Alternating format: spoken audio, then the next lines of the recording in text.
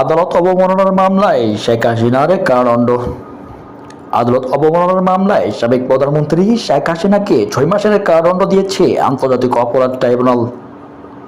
বিচারপতি মোহাম্মদ গোলাম মুর্তুজা মজুমদারের নেতৃত্বে 3 সদস্যের বেঞ্চ বুধবার এই রায় ঘোষণা করেন।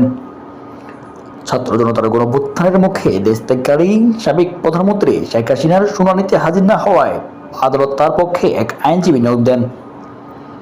এছাড়া গাইবান্ধার গোবিন্দগঞ্জের ছাত্রলীগ নেতা শাকিল আকন্দ বুলবুলকে 2 মাসের কারাদণ্ড দেওয়া হয়।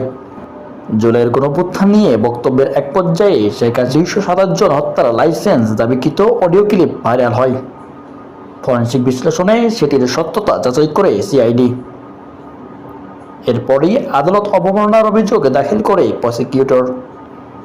পত্রিকার বিজ্ঞপ্তি প্রকাশের পরও হাজির না হওয়ায় এবং কোনো প্রকার জবাব না দেওয়ায় অভিযুক্তদের বিরুদ্ধে সরাসরি রায় দেয় ট্রাইব্যুনাল।